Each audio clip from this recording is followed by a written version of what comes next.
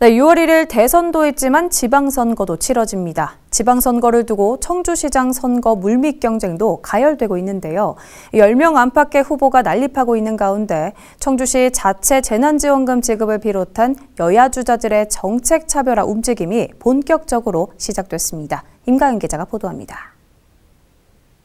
한범덕 시장을 비롯해 6월 청주시장 선거 하마평에 오른 인물은 10명 안팎에 이릅니다. 민주당에선 송재봉 전 청와대 행정관과 허창원 수석 대변인, 연철음 충북 도의원 등이 있고 국민의힘에선 최연호 서원 당협위원장과 이범석 전 청주 부시장, 박한석 도당 부위원장, 최진현 충북 도당 정책실장 등이 출마 주자로 거론되고 있습니다.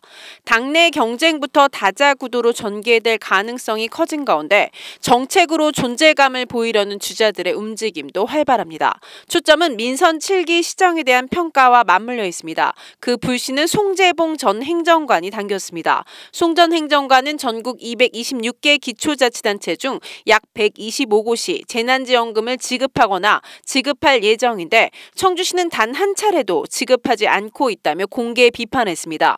청주시 지난해 순세계 잉여금이 3,134억 원에 달하는 만큼 시민이 납세한 초과세입 1,434억만이라도 설 연휴 전까지 지급해야 한다는 것입니다.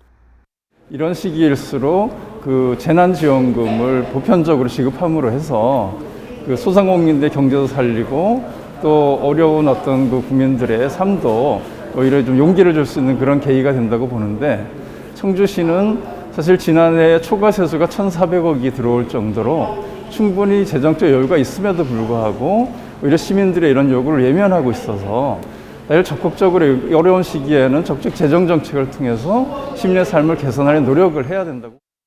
이에 야당에서도 재난지원금 지급에 공감하는 출마 후보들도 나왔습니다. 박한석 부위원장과 최진현 정책실장은 청주시가 오창, 오송 지역 산단으로 괄목할 만한 경제 성장을 이루고도 재난지원금 지급에는 인색한 게 사실이라며 청주시의 재난지원금 지급을 촉구했습니다.